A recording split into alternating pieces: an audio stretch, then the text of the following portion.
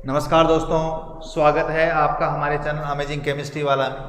आज का हमारा टॉपिक है सार्थक अंकों को जोड़ना एवं घटाना। सार्थक अंकों को जोड़ना एवं घटाना। दोस्तों, हम आज संख्याओं को जोड़ना व घटाना सीखेंगे। देखिए, कई बच्चे तो हंस रहे होंगे कि सर आज जोड़ बाकी गुणा भाग सिखा रहे हैं हमें। नहीं दोस्तों, ये चीज़ थोड़ा सा डिफरेंट है। जो हम छोटी क्लासों में पढ़ते थे उस टाइम का जोड़ बाकी गुणा भाग अलग है और इस टाइम का अलग है। तो हम यहाँ पर सार्थक अंक लेकर के जोड़ बाकी गुणा भाग करेंगे। बहुत आसान चीज़ है दोस्तों, बहुत ही जल्दी आप इसे सीख जाएंगे। तो हम चलते हैं जोड़ और बाकी के अंदर। देखो, कोई भी संख्या को यदि हम जोड़ेंगे सार्थक अंकों वाली को, तो जो परिणाम प्राप्त होगा दोस्तों, जोड़ने व घटाने के बाद प्राप्त परिणाम में दशमलव के दाईं ओर, दोस्तों ये दशमलव है, इसके दाईं ओर इस साइड में जितने जोड़ने व घटाने वाली किसी भी संख्या, कोई भी संख्या आप जोड़ रहे हो या घटा रहे हो, उस संख्या से अधिक अंक नहीं होने चाहिए। उस संख्या से अधिक अंक नहीं होने चाहिए। तो दोस्तों, मैं यहां पर एक एग्जांपल लेके आपको समझा देता हूं। दोस्तों देखिए, 2 1 2 1.3 2.43, इस संख्या को हमें जोड़ना है दोस्तों। तो यहां पर सबसे छोटी संख्या कौन सी है दोस्तों? ये वाली।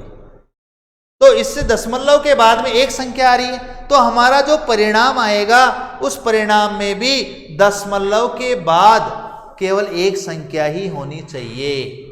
समझ रहे हैं आप दोस्तों?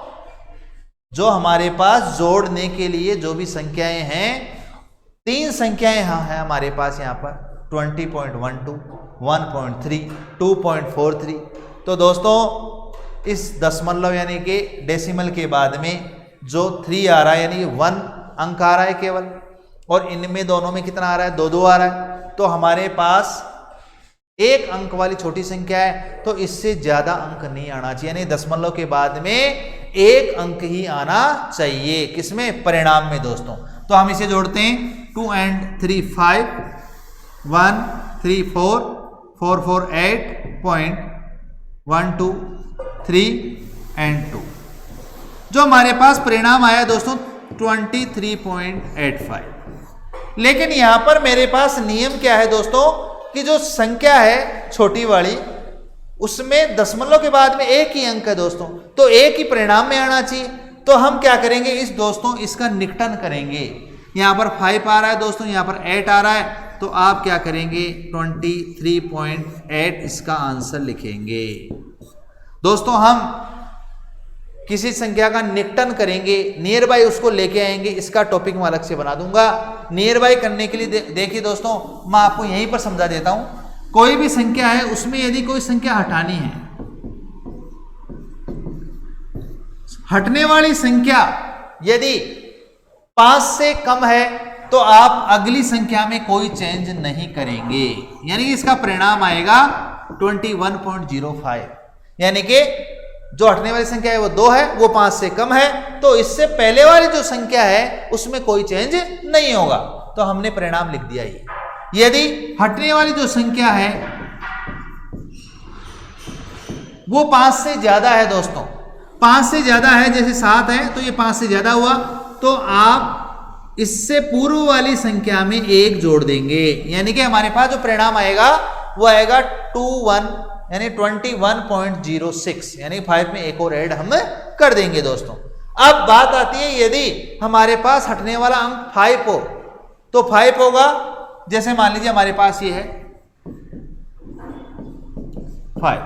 यदि हमारे पास हटने वाला अंक 5 है, और यदि यहां पर सम संख्या है, जैसे यहां पर है, देखो दोस्तों, सम संख्या है तो कोई चेंज नहीं करना है अपन को। सम संख्या में कोई चेंज नहीं करना है, तो हमारे पास परिणाम आएगा, जैसे सम संख्या है तो परिणाम हमारे पास यही आ गया। देखिए, 5 हटने वाला, 8 सम संख्या है, जब 5 को उठाया तो मैंने कोई चेंज नहीं किया। यदि विषम संख्या है हटने वाली, यदि ये 5 हटने वाला है और इससे पहले वाली जो संख्या है वो विषम है, तो आप उस संख्या में 1 ऐड कर देंगे। ये हमारे पास रिजल्ट आएगा 21.06। तो दोस्तों, आपको ये समझ में आ गया होगा किस प्रकार से हम जोड़ेंगे और किस प्रकार से हम घटाएंगे। अब आगे चलते हैं दोस्तों, हम सार्थक अंकों का गुणा भाग करना। जब आप गुणा भाग कर लेते हैं और जब हमारे पास जो परिणाम आता है उस परिणाम में क्या होना चाहिए दोस्तों, गुणा भाग करने के पश्चात प्राप्त परिणाम सार्थक अंकों की संख्या उतनी होनी चाहिए जितने की न्यूनतम सार्थक अंकों वाली संख्या होती है। यानी कि आपके पास जितने अंकों वाली सार्थक अंकों वाली संख्या है उतने ही सार्थक अंक उस परिणाम में होने चाहिए दोस्तों। जैसे मान लीजिए हमारे पास लिखा हुआ है 25 × 8। अब हमारे पास यहाँ पर दो संख्याएं, एक तो 25 और एक है 8। तो हमारे पास जो परिणाम है वो क्या आना चाहिए, ये तो एक सिंपल है दोस्तों। मैं यहां पर लिख देता हूं 0 और यहां पर लिखता हूं 0। अब हम इसको हल करते हैं दोस्तों। 8 पंजे 40, ये हमारे पास परिणाम आ गया। अब जो हमारे पास रिजल्ट आएगा दोस्तों उसमें मेरे पास केवल और केवल एक ही सार्थक अंक होना चाहिए। न्यूनतम सार्थक अंक इसमें एक है तो इसके अंदर एक ही होना चाहिए दोस्तों। इसको आप वैज्ञानिक संकेतन में बदल लीजिए। कैसे? 2 × 10 की पावर 1 2 3 4 तो इसमें सार्थक अंक दोस्तों एक आ जाएगा।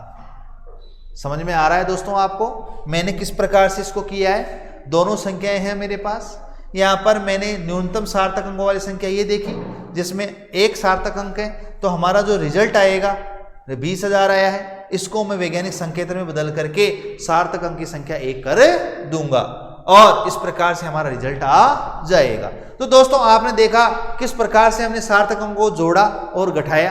अब हम क्वेश्चंस की ओर बढ़ते हैं दोस्तों। क्वेश्चन पहला है हमारे पास 10.22 प्लस 20.1 प्लस 2.013 को हल करें। हमें इसे जोड़ना है दोस्तों। 10.22 20.1 2.013 तो दोस्तों इसका परिणाम क्या आएगा? 3.23 ये हमारे पास परिणाम आया है। लेकिन दोस्तों यहां पर परिणाम देखिए आप, यहां पर दशमलव के बाद में केवल एक संख्या है तो आपको भी एक संख्या करनी है। कैसे? आप इस 3 को उठाइएगा, हटने वाली संख्या 5 से कम है तो नो चेंज। इसको उठाइएगा दोस्तों, हटने वाली संख्या 3 है तो नो चेंज। यानी आपका जो रिजल्ट आया है वो 32.3 आया है। ये आपका रियल रिजल्ट है दोस्तों, ये सही रिजल्ट है।